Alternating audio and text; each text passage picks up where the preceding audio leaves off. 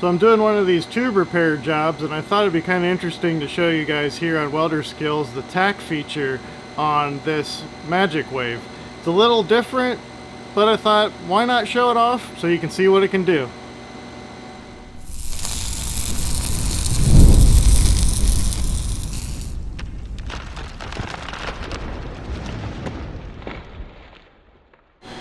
Now roughly how this works is, instead of just having a straight arc that just goes whop, this goes, it kind of vibrates the arc a little bit so it can help you jump a gap.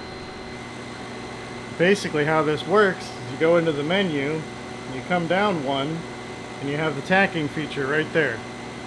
And as you come down, you turn it on by increasing the amount of time that it will use this tacking feature. I usually put it on about 4 seconds or so.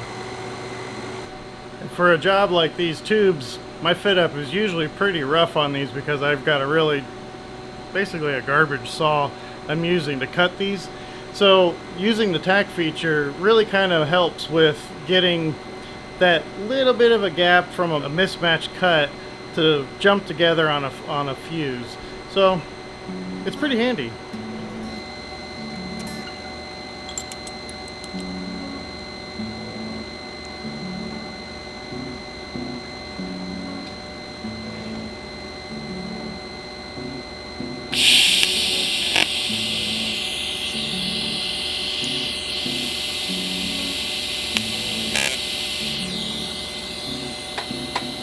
Might be a little bit easier for me to show you this if I set up a couple test plates with a little bit of a gap, and I'll show you how it can jump. I'll speed the camera up a little bit so I can slow the image down. So let's set it up and see how it goes.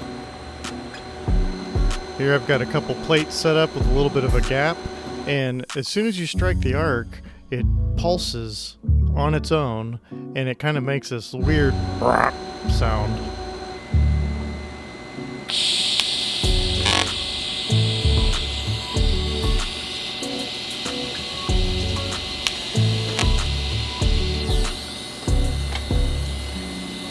Now this is one of those features that it's really nice to have.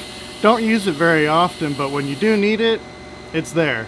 So that's one thing that's really nice with these newer inverter machines is they do offer a lot of crazy weird features that you don't always need, but there are instances when those features come really in handy and they can really make purchasing of that machine much more valuable to the job and valuable to your shop.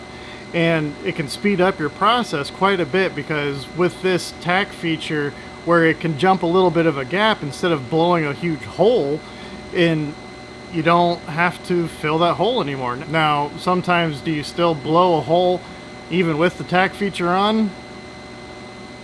Yeah, it happens.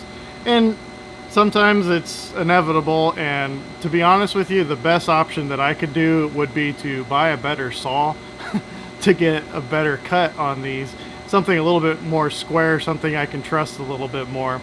I do like using the pipe cutter, the hand one that you spin around, but it takes way too long and I don't make enough on these really to make that worthwhile. I've come to find that if I can use my chop saw, my little carbide chop saw from Harbor Freight, and the tack feature on this MagicWave, it actually kind of works out okay. So hopefully that helps a little bit and shows you a feature that you may not have ever seen before, and I think it's kind of fun.